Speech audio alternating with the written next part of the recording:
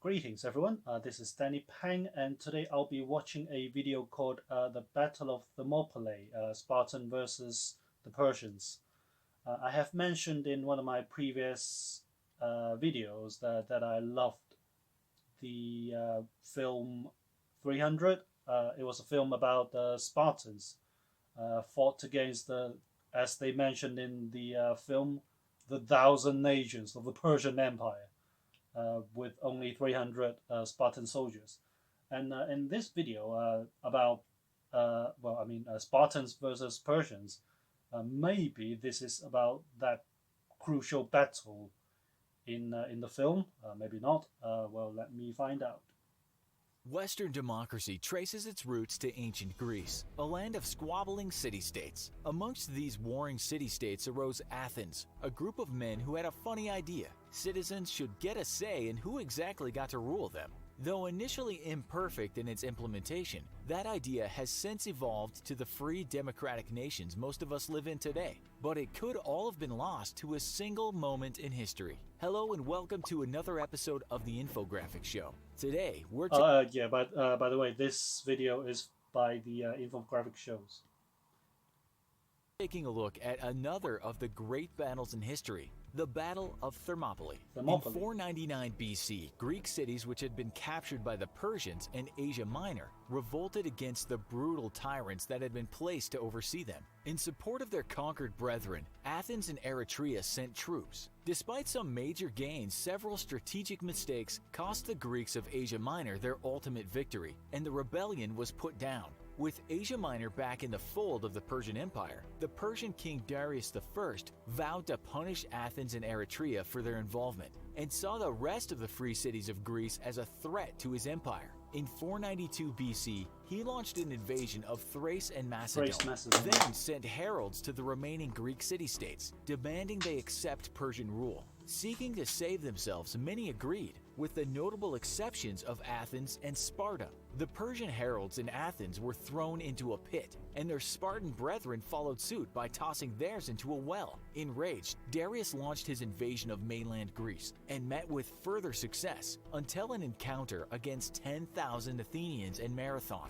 Outnumbering the Greeks 2.5 to 1, Darius saw an easy win, only for the Athenians to achieve a dramatic victory and force Darius to retreat. Nursing a very wounded ego, Darius planned an imminent reinvasion, with plans to raze Athens to the ground. But internal politics delayed these plans and Darius died of old age. Seeking to avenge the pride of his dead father, Xerxes prepared for a decisive...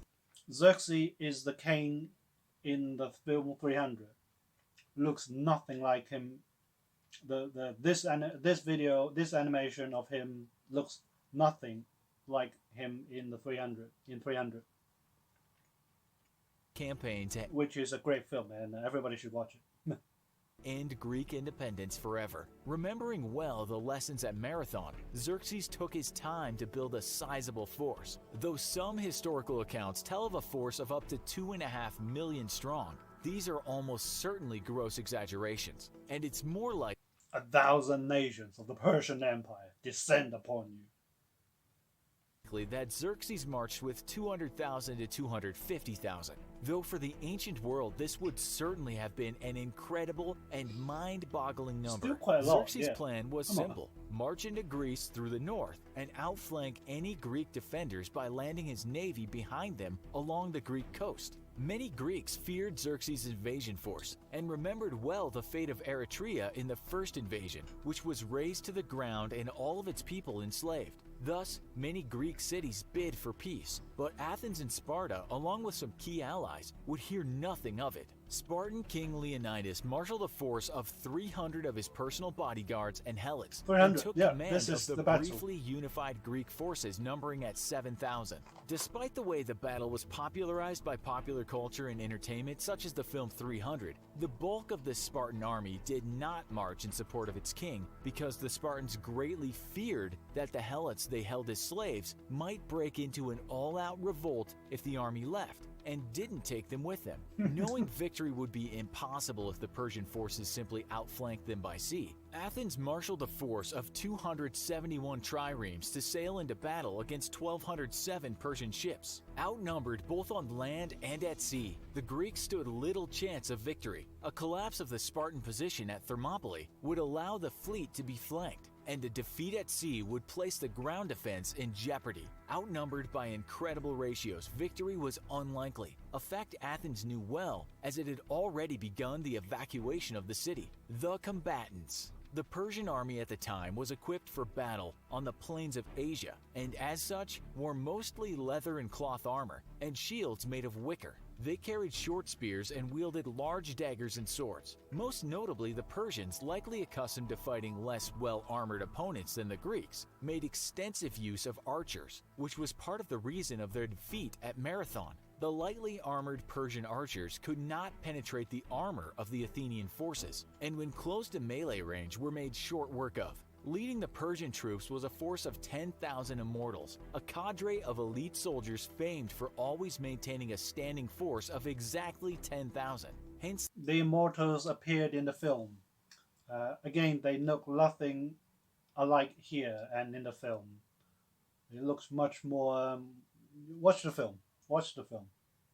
The name Immortals. When any member was killed, wounded, or became sick, they were immediately replaced, thus leaving the Immortals a cohesive unit through any conflict. The Immortals were Persia's elite heavy infantry and often served as guards to the god kings themselves. At sea, the Persians fielded the warship of the day, the trireme. Powered by a combination of sails and oars, triremes were equipped with a bronze-sheathed battering ram, which it used to ram enemy vessels. However, it's unlikely that these violent crashes would actually sink an enemy ship, and most of the fighting was done in hand-to-hand combat by the marines and slaves who manned the ships. Formidable for their time, triremes were also notoriously poor seagoing vessels and had to stick close to shore and operate only during relatively calm seas. A series of storms prior to the battle would see nearly a third of the Persian fleet sunk, severely lowering their naval power. To complicate matters, a great deal of the Persian fleet was also made of supply and support vessels, not dedicated warships, as opposed to the military vessels and crews of the Athenians and their allies. Greek ground forces were far better equipped for combat than their Persian counterparts. A Greek hoplite's primary weapon was a 2 to 3 meter spear with a leaf-shaped blade at one end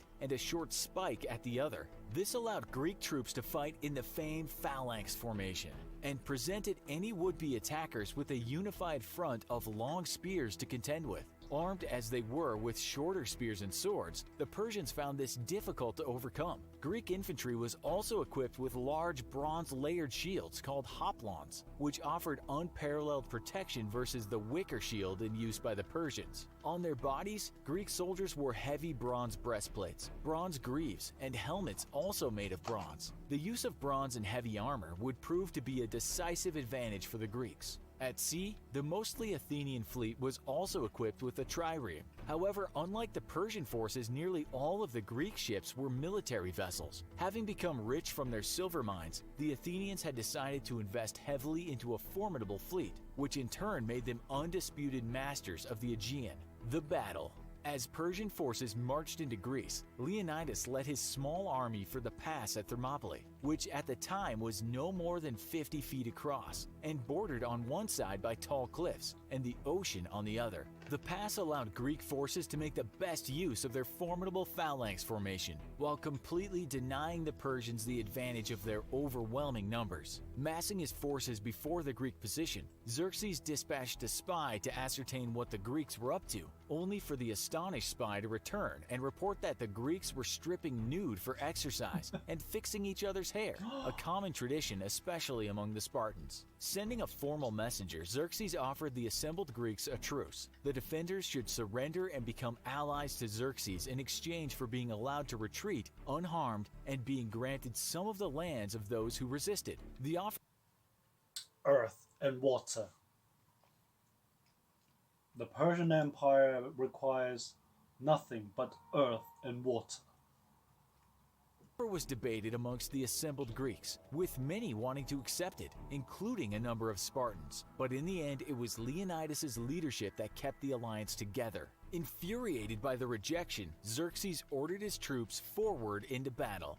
Funneled into the narrow pass, the Persian forces ran into the shields and spears of the Greek defenders, not making so much as a dent. Armed with short spears and swords, Persian forces could not penetrate the layers of the Greek phalanx, and thousands died while the Greeks suffered few losses. Enraged, Xerxes ordered his infamous immortals into the fray, confident of their victory. Yet even the immortals met with the same fate, death, on the spear points and shields of the Greek phalanx. Meanwhile at sea, a storm had scattered and decimated the Persian fleet, allowing the smaller and much more mobile Greek fleet to target small scattered groups of Persian ships and destroy them. On the first day alone, the Greeks captured 30 ships and destroyed many more. And on the second day of the battle, the Greek navy completely destroyed the flotilla of the Cilicians, a vassal of the Persian Empire. Despite all odds, it seemed victory may have just been possible. Yet, at the night of the second day, fate turned against the Greek defenders, or perhaps the inevitability of facing off against such overwhelming numbers.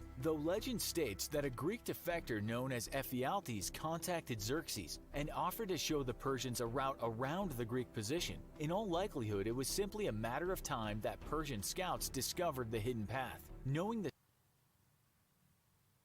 secret of the path, Leonidas stationed a force of 100 to defend it. But caught by surprise, the defenders were quickly scattered by advancing Persian forces. Receiving news of imminent encirclement, Leonidas considered his options and chose to order the majority of his forces to retreat, while making one last stand against the advancing Persians. Death was certain, and history has long debated why Leonidas chose to stay and fight. Some accounts state that an oracle had declared that Sparta would only be saved by the death of one of its kings, and thus Leonidas was prompted by prophecy. However, in all likelihood, Leonidas chose to stay and fight as a matter of sheer military necessity. Without a rear guard to protect the Greek retreat, retreating forces would be decimated by the advancing Persians. Prudent, but given the character of Leonidas and his agreement to ally with Athens and other former enemies, it's also likely that Leonidas' choice was based on some level of idealism as well. For centuries, Greece had been divided, and in fact, many historians agree that if Greece had ever unified and remained unified, it could have conquered the ancient world and then resisted the future advances of the Macedonians and Romans. Sadly though, Greece remained a fractured land of warring city-states, and only in this time of great need had the bitterest of rivals allied together for their shared defense. If Leonidas could ensure the retreat of a unified Greek force and then make one last valiant stand against these foreign invaders, perhaps his sacrifice could rally the rest of Greece and show them they were capable of standing side by side as free Greeks, not enemies. Holding his ground with his remaining Spartans, a force of Thespians and Thebans, the Greeks reformed into a compact phalanx, with the exception of the Thebans, who surrendered to Xerxes without a fight.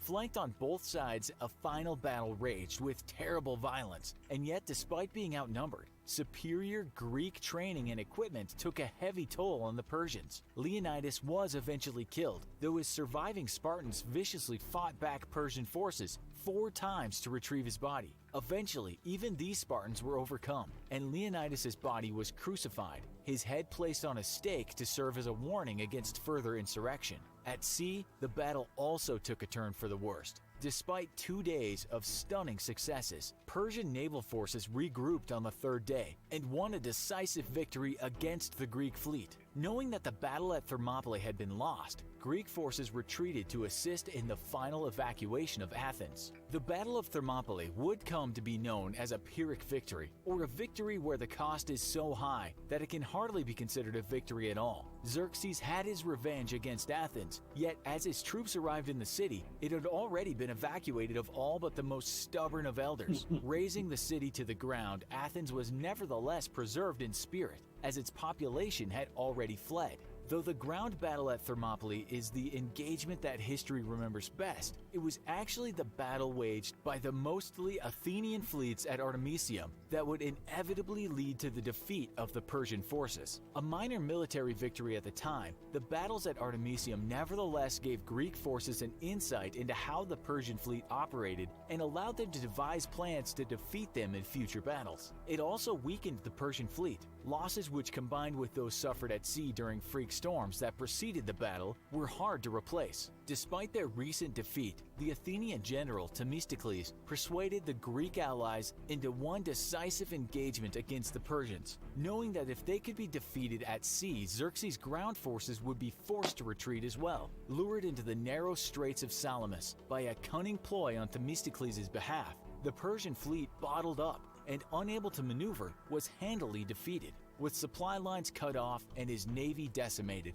Xerxes retreated to Asia with most of his army but left a sizable portion to continue the conquest of Greece. 1 year later, though, a unified Greek force engaged the Persian army at the Battle of Plataea and secured a decisive victory, effectively ending the Persian threat to the Greek mainland. The importance of Thermopylae was manifold for the Greek people, yet of greatest import may perhaps have been the evacuation of the Athenian people, bought and paid for by the blood of the brave men who defended that narrow pass for 3 days. Animation. This preserved Athenian culture, and with so many of our modern values tracing their roots to ancient Greece, who can know what our world might look like today had Athens been eradicated as planned? Though perhaps we would have barely noticed the difference. Demonized as they have been in popular media by films such as 300, the Persians actually made many contributions to the development of democracy and were a fairly progressive people. In the end, the failed conquest of Greece and the great sacrifices at the Battle of Thermopylae may have all been for nothing more significant than the failed ambitions of human ego. What do you think was the real reason for Greek success at Thermopylae and Artemisium? Superior training and equipment, luck, or some sort of divine providence? Well, anyway, that was the end of that video, and yep, it was basically the entire film of 300, which I liked. I liked this video of his explanations of some more details of about the war, the battle at Thermopylae, and but the 300, the film 300 had heavily romanticizing the Spartans and their resilient mind, will, and strength, and of course greatly demonized the Persian Empire. Yeah, I guess that's that. That's the end of that video and the end of this video, and I'll see you guys in the next one.